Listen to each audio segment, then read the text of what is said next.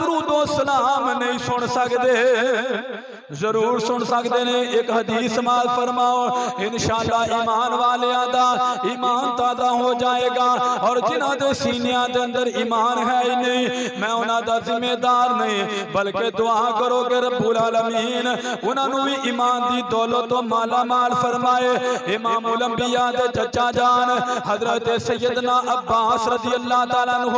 جدو سرکار دا کلمہ پڑھے آئے، سرکار دے صحابی بڑے نے، سرکار دی غلامی دے اندر آئے نے،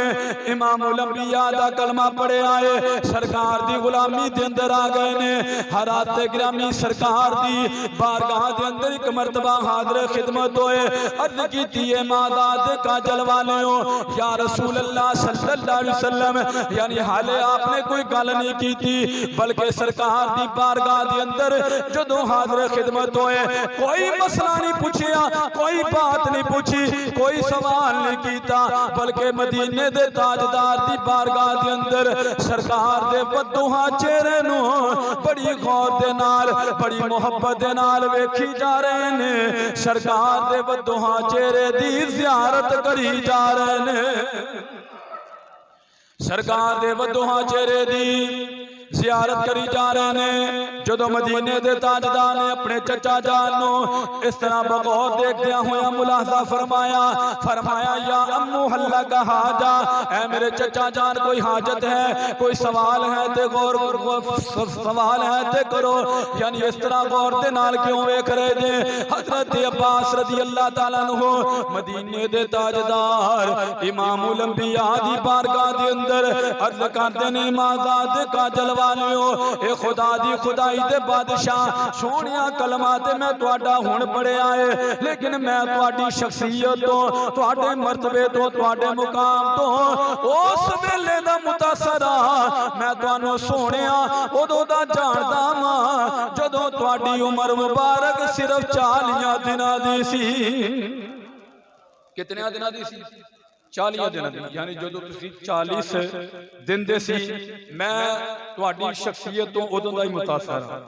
کلمہ تے میں تواڈا ہون پڑے ہے، لیکن میں تانوں جاندا ادو دا ہی ہاں۔ امام الانبیاء دے غلام حضرت عباس رضی اللہ تعالیٰ عنہ امام الانبیاء دے چچا جان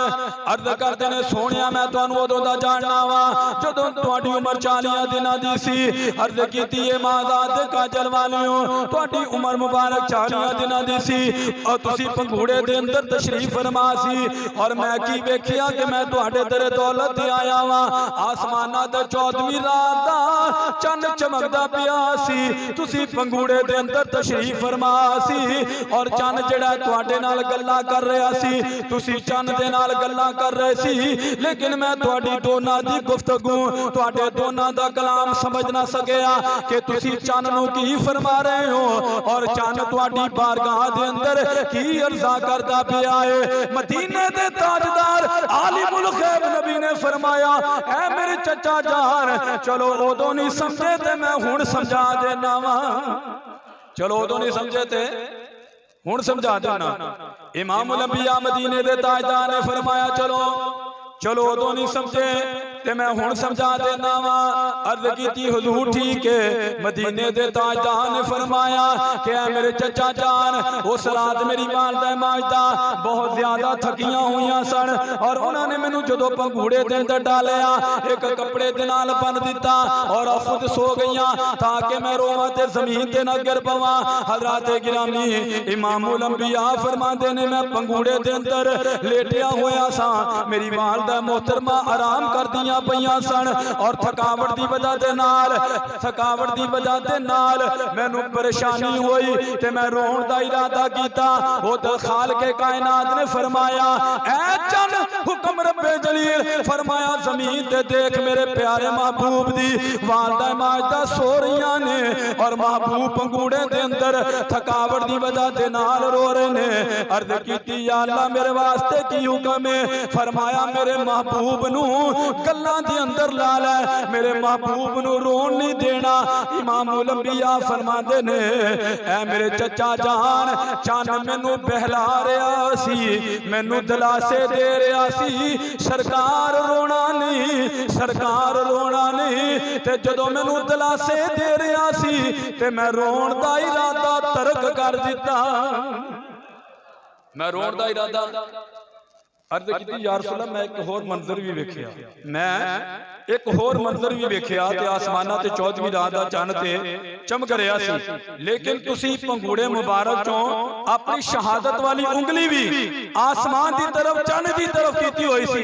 ते जिधर जिधर तुसी उंगली फेर रहे सो ना, चंद उधर उधर ही मुड़दा जांदा सी। उच्ची कह लो सुभान अल्लाह, जिन्हों समझ आइए मोहब्बत ना आखो सुभान अल्लाह। या रसूल अल्लाह, जिधर जिधर तुहाडी उंगली मुबारक जाती सी, चन्न भी उधरे उधरे मुड़दा जाता सी। आला हजरत अजीमुल बरकत शाह मरदा खान फाज़िल बरेलवी रहमतुल्लाह अलैह, आपने बड़ी प्यारी तर्जमानी फरमाई। आप फरमाते ने चांद झुक जाता जिधर उंगली उठाते महद में,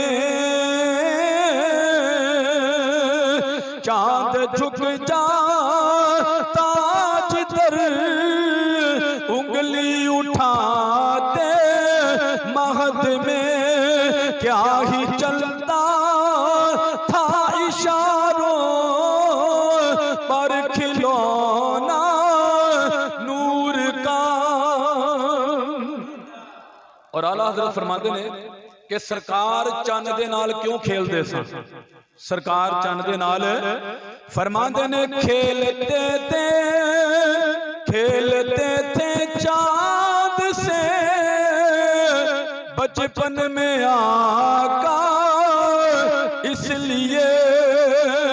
खेलते थे चांद से बचपन में आका, इसलिए ये सरापा नूर है और वो है खिलौना नूर का। आला हज़रत फरमाते ने असी मिट्टी दे असी मिट्टी दे साडे खिलौने भी मिट्टी दे ने, लोहे दे ने, स्टील दे ने, लेकिन मेरे आका मदीने दे ताजदार नूरियां दे पैकर सन। अल्लाह ने महबूब दा खिलौना भी नूरी बना छड़िया है। अच्छा, जो इतनियां गल्लां होईयां ते हज़रत अब्बास रज़ी अल्लाह तआला अन्हु पुकार उठे अल्लाहु अकबर, यानी अल्लाह सबसे, बोलो बोलो अल्लाह सबसे। इतनी गल सुन के ना बड़े राजी होए ते सरकार दे चचा जान जदों जान लगे ना ते सरकार ने आवाज दी, फरमाया चचा जान गल ते सुनो, ये ते उदों दियां गल्लां ने जदों मैं दुनिया ते आ गया सी, ये ते उदों दियां गल्लां ने जदों मैं दुनिया ते, फरमाया कि ते उदों दियां गल्लां ने जदों मैं पैदा हो गया सी, दुनिया ते आ गया सी। ऐ मेरे चचा जान, क्या मैं तानू एदे तो पहले दियां भी गल्लां ना दसा, जदों मैं अपनी मां दे पेट मुबारक दे अंदर सा। अर्ज कीती हुजूर जरूर इरशाद फरमाओ। सरकार ने कसम इरशाद फरमाई, फरमाया वल्लाजी नफ्सी बियदिही,